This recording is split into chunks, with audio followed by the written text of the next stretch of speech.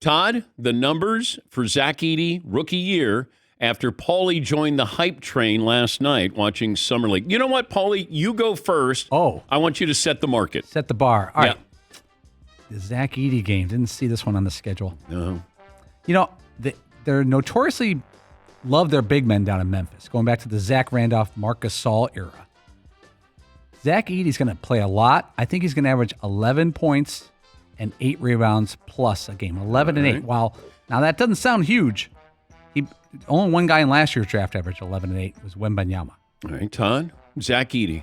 I wrote down 14.6 points and 7.4 rebounds. All right, Seton O'Connor. I'm going 14 points, 15 rebounds. He's going the inverse of what it normally is. He's going to average more rebounds than points. Paulie was bullish on Zach Edey. You're really bullish. Really bullish. Yes. Marvin? 9.7 points, 11.4 rebounds. I'm going to give Zach Edey 7 points, 5 rebounds per game. You're poo-pooing. Yes, I am. Yes, I am.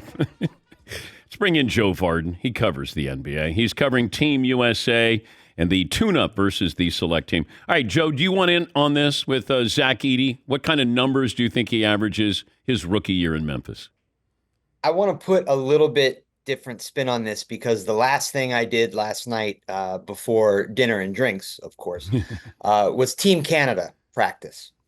And that team is loaded. They're really good, but they are missing anybody who's big and tall and bodies that can bang with Joel Embiid and Anthony Davis and Bam Adebayo on Team USA. So I don't know. I'm kind of with you, Dan, as far as what I think his numbers will be in the NBA this year. But I'm telling you, on a team that has everything else, which Canada does, they are missing that size down low against the Americans. Why is he not playing? So I guess he wanted to get ready for his first NBA season. That's the line out of Toronto. Yeah. Man, I mean, listen, it's up to these guys, but Canada has a real chance at a gold. Yeah. And, I mean, he didn't play a ton for them last year, and they finished third at the World Cup. They beat the US. It was a different US team, but still, like, his minutes weren't there really. So I guess, he just wanted to devote all his time to getting ready for his rookie NBA campaign. But so this is a once in a lifetime opportunity that everybody has. How did Cooper Flagg end up on this select team? So there's a number of, connections, of course, between Team USA basketball's program and Duke, and chief among them is Grant Hill, one of the greatest college players of all time, who's now the managing director there. But also, Sean Ford, who's been sort of running USA basketball for decades, and has a very keen eye for talent and for keeping the pipeline, flowing. Given Cooper's credentials as National Player of the Year, but also like he was already in the USA pipeline playing for the U17 team 2 years ago that won gold at the World Cup. And so you put all that together and he gets the invite. Cooper was surprised to get the invite. He's the first college player to do anything at a USA national team camp since Marcus Smart and Dougie McDermott in 2013. But he's so young. I mean, he's 17. He's like one of the youngest players ever to do this. So it was a surprise, but I mean, obviously it turned out pretty well. How good was he yesterday? So, okay. He was really fun to watch. He hit 2 threes while we were watching. He had an awesome putback over the USA defense. Davis was on the floor at the time that it happened. He was in passing lanes. Drew Holiday had to guard him, and I know that Drew is only 6'3", whereas Cooper is 6'9"ish. But Drew is he's one of the best defenders in the NBA, so that really kind of speaks to what everybody thought of Cooper. But the reason why I flinched is you are still talking about a USA team that is ramping up.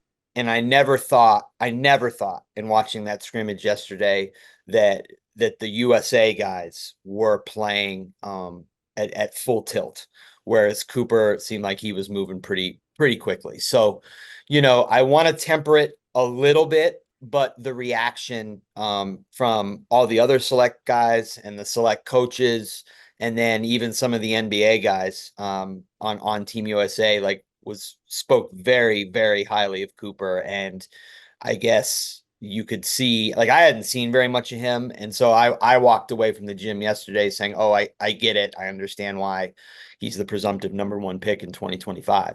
But this reminds me of the Dream Team. When the Dream Team got roughed up, that first scrimmage with college players, Mashburn was there, and I think Hurley was there. And then all of a sudden it was like, oh, wait, you guys are playing really serious here.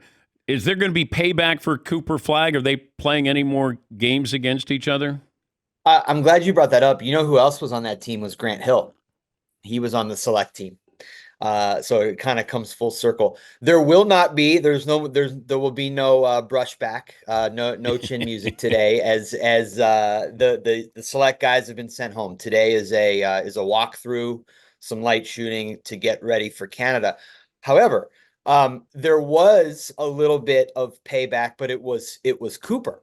In the team scrimmage on, let's see, today's Tuesday, so this would have been Sunday. Pretty good game going. And I guess Cooper pulled up for a three, and Davis got out to the perimeter and blocked it. And I guess he sent it into into the wall.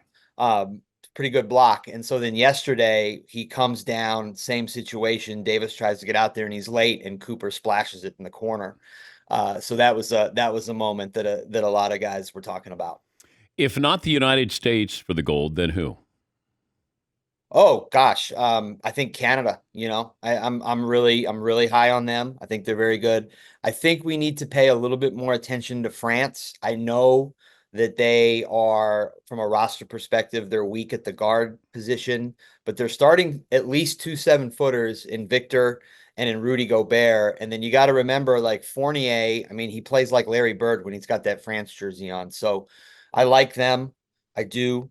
Germany's the defending World Cup champs, and they're real. And then, we got to talk a little bit about Serbia. They were the runner-up at the World Cup last year. They beat Canada to send Canada into the bronze game against the U.S., and they didn't have Nikola Jokic.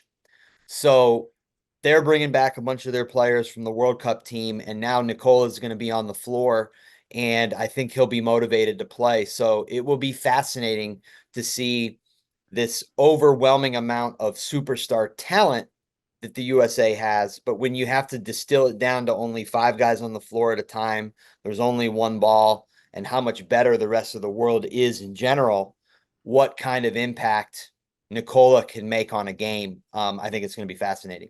Compare this Olympic team to the Dream Team, talent-wise.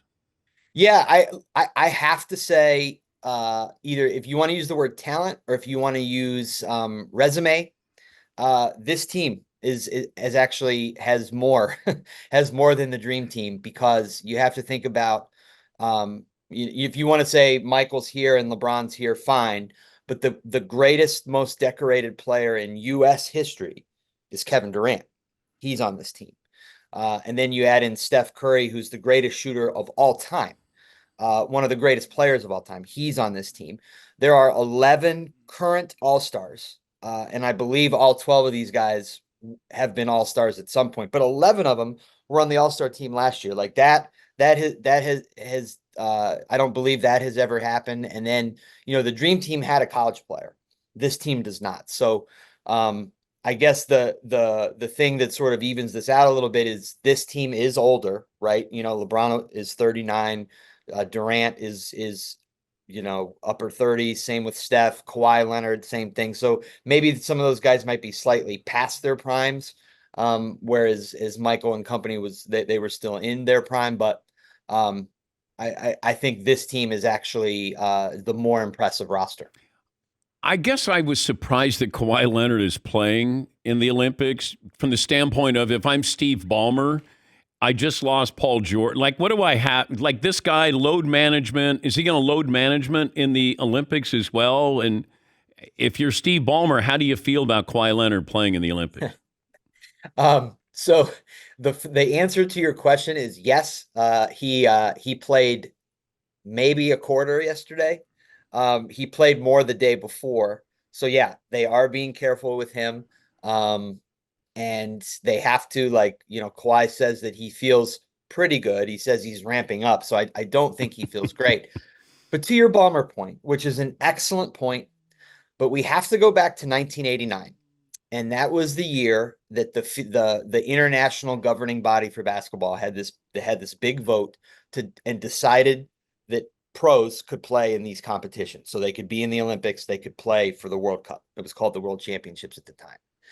So David Stern and the NBA Board of Governors at that time had a decision to make. Are we, as an NBA, which at the time was mostly Americans, are we going to do this?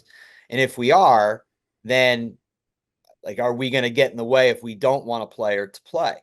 And they decided that they were obviously going to be involved. And that decision also came with another decision that owners and teams could not tell a player that they can't play for their country. So the Clippers are obviously concerned about Kawhi's, future, his health and his future, like, as far as being able to help them open this building. And everybody wants to be cautious, but they actually can't step in and say, no, you can't do this. Good to visit with you, Joe. Thank you for all the information, the download there, and thanks for joining us. Thanks for having me. Great to see you guys. That's Joe Vardon, senior NBA writer for The Athletic, covering Team USA, the tune-up games, the select team in Las Vegas.